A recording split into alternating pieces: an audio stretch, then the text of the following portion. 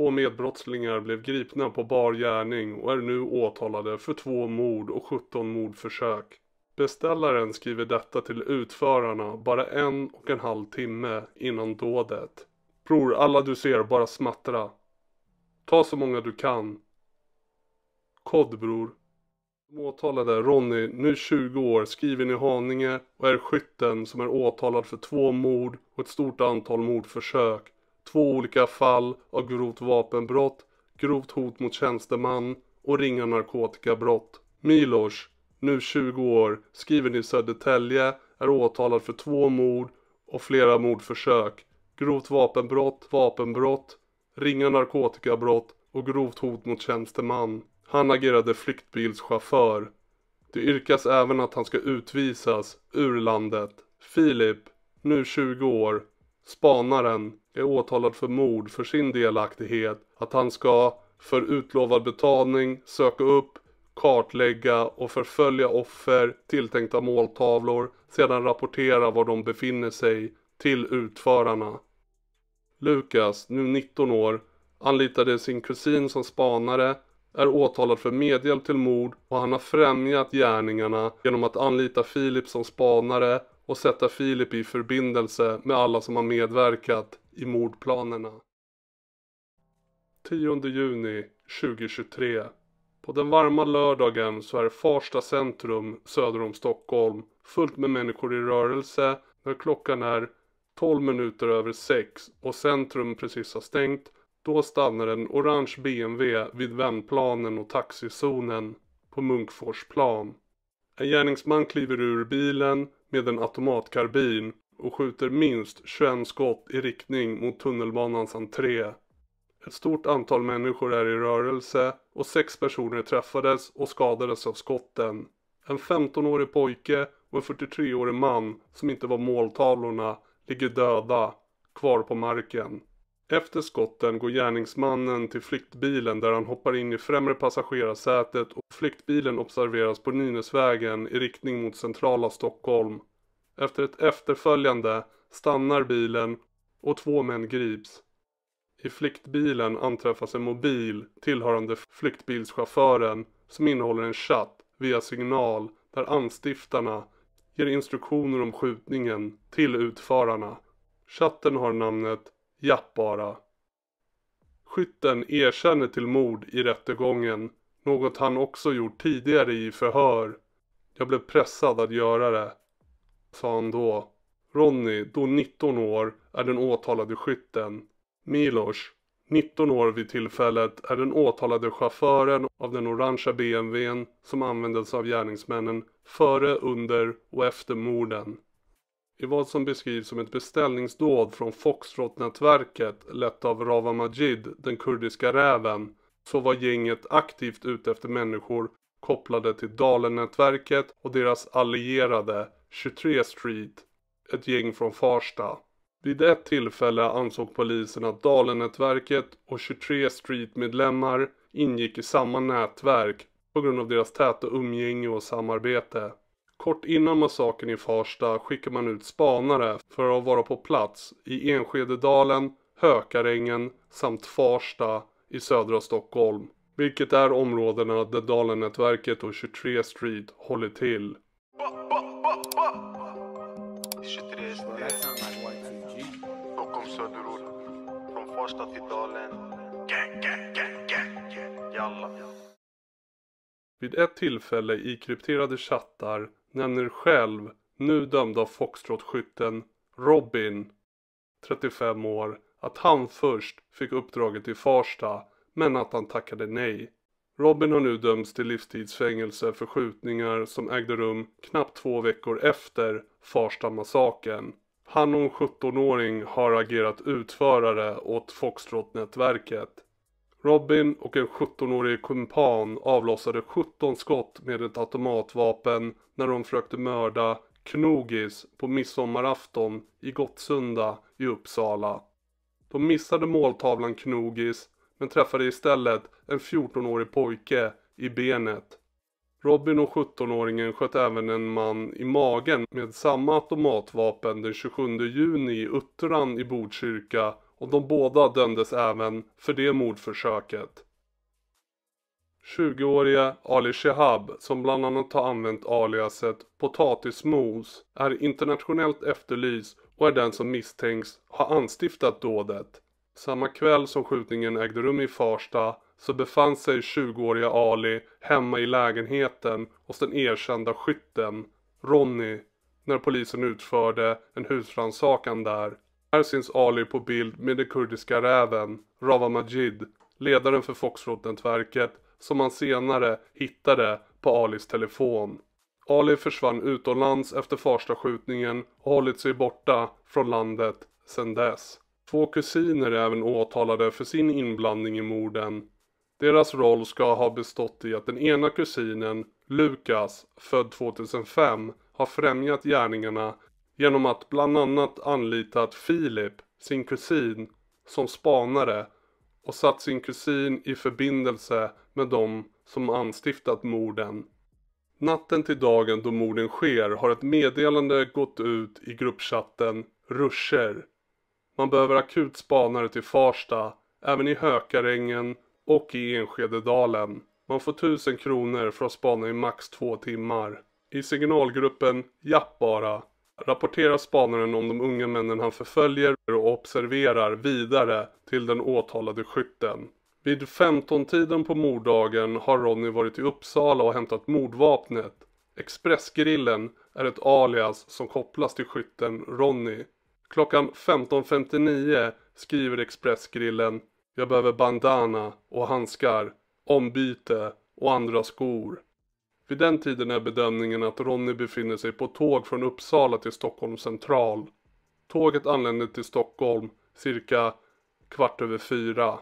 Expressgrillen skriver 1,5 timme innan morden, löser ombyte och sen möts vi i Årstaberg där jag byter om och förbereder. Sen blir det nyår. Fixa kläder just nu. Säg till om några minuter. Köpen av kläder är kopplade till ett kort som tillhör Ronny och man kan se honom på övervakningsbilder i affären. Ronny, skytten, skriver till chauffören Milos via signal och ber honom spara Delegatan 5 i sin telefon. Det är samma adress som Ronny och Milos sedan åker till och adressen ligger i anslutning till Hästhagens bollplan i Farsta. Bilden på adressen hittas i spanarens telefon. Skytten får veta att måltavlorna befinner sig på läktaren på Farsta IP där de kollar på en fotbollsmatch. Följande information skickas vidare. De är svarta. En av dem har Gucci-väska, en LV-mössa och flera har elsparkcyklar.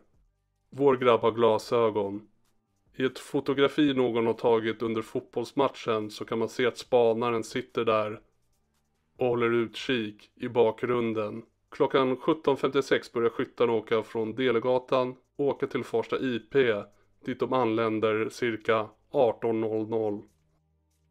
Men matchen hinner ta slut och de unga männen hinner ta sig från platsen och röra sig mot Farsta centrum innan skyttarna hinner komma fram till platsen. Spanaren skickar flera bilder vidare i signalchatten på de unga männen han förföljer. Utförarna får följande instruktioner från anstiftaren. Åk mot centrum bror, baksidan av centrum. Spanaren ser dem. Klockan är nu 18.00 och några utav de unga männen som var på Farsta IP som spanaren har förföljt och märkt som måltavlor är nu framför tunnelbaneingången i Farsta centrum på Farsta torg. Det är då 15-åriga Elias även dyker upp och ses till för första gången. Efter skyttarna har varit vid Farsta IP cirka 5 minuter lämnar de vid klockan 18.05 och anländer nära brottsplatsen strax före klockan 8 minuter över 6. Mellan 8 minuter över 6 till 9 minuter över 6 passerar några av de många pojkarna som var på Farsta IP på övervakningsfilm utanför Forex i Farsta centrum och bakom dem går den åtalade spanaren. Vid 9 minuter över 6 ställer sig den orangea BMWn på Munkforsplan in till perrongen och står där i några minuter. Under tiden skriver Patron Diablo följande meddelande till utförarna i chatten Japp bara. Ja, spring in. Ta svarta som ser ut som grabbar. Kliv in. Klockan 18:11:52 kör BMWn fram till taxizonen och stannar bilen och skytten, Ronny, kliver ur passagerarsätet helt mörklädd och går i riktning mot området utanför Farsta tunnelbana och stannar till bakom en reklamplansch. Från den platsen avlossar han minst 22 skott i riktning mot områden utanför ingången till tunnelbanan och cirka 30-50 personer befinner sig inom skottlinjen enligt utredningen. 6 personer träffas av kulor. 15-åriga Elias träffas av 2 skott, ett i huvudet vid vänstra tinningen och ett i vänstra axeln och avlider på platsen. Den 43-åriga fotografen träffas av 3 skott, bland annat i buken, och avlider av sina skador. Elias vän träffas med ett skott i benet och ses springa från platsen där han senare hittades skottskadad i knät en bit bort. En 63-årig kvinna träffades i knät när hon låser upp sin cykel cirka 50 meter längre bort från ingången till tunnelbanan. En annan pojke, bekant till Elias, stod strax bakom honom och får minst 2 skott som enbart går igenom hans kläder utan att skada honom. En annan man träffas också av ett skott och skadas lindrigt. Det kan bara beskrivas som ett mirakel att inte mer människor dog eller skadades allvarligt. Händelsen är över på 20 sekunder. Den åtalade spanaren ser man vid brottsplatsen några minuter efter det har skett och han tittar på dödsoffren och de som ligger skadade på marken. Och sedan tar han en taxi därifrån, precis vid platsen där skytten sköt några minuter tidigare.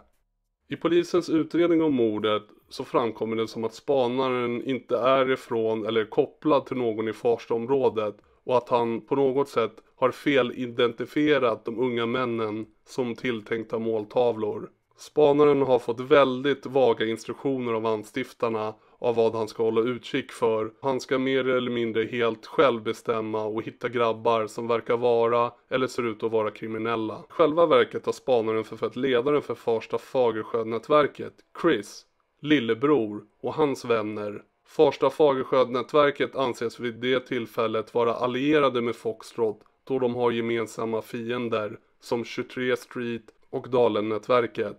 Mellan 23 Street och Farsta Fagersjö-nätverket har det skett totalt cirka 32 grova våldsdåd kopplat till konflikten sedan den startade. Flera av dessa dåd har drabbat oskyldiga, personer som inte har någon som helst koppling till brottslighet. Man kan se att ledaren Chris skriver med någon i krypterade chattar dagen efter mordet där han påstår att mördade Elias och hans vänner har gjort små jobb för konkurrerande 23 Street-nätverket. Anstiftarna till skjutningen skriver även detta i chatten efter mordet. Bror, radera alla chattar. Och alla, det var fel. Klick. Inshallah. Det var vår vänskap, lillebror walla. Åk in till ett bostadsområde eller något. Löp. Målad bil. Nej, de kommer komma nu. Flyktbilen åker norrut, sedan in i Södra länken och de ska åka till Katrineholm. Polisen och en polishelikopter tar snart upp jakten på flyktbilen som är lätt att hitta på grund av bland annat färgen på den. En av anstiftarna skriver igen. Ja, ni bror, skjut på helikopter. Annars de kommer följa efter er. Skjut några skott. Var är ni nu? Nu exakt. Bror, spring in någonstans. Stasha bilen bara.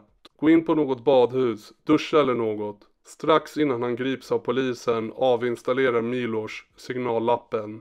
Gärningsmännen grips gärna när flyktbilen får slut på bensin. Inne i bilen hittar man en automatkarbin, en påse med patroner samt den svarta väskan som tidigare innehöll mordvapnet Ronny hämtade i Uppsala tidigare under dagen. Senare i utredningen hittar man skyttens mobiltelefon i Årstaberg i en kloak. Man hittar även senare i närheten en pistol och ammunition i en väska som kan kopplas till skytten Ronny med DNA.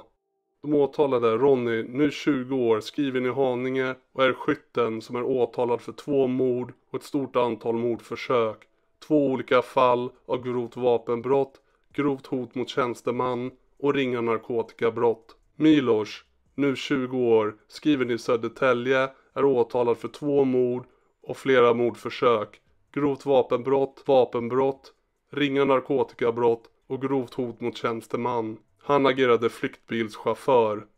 Det yrkas även att han ska utvisas ur landet.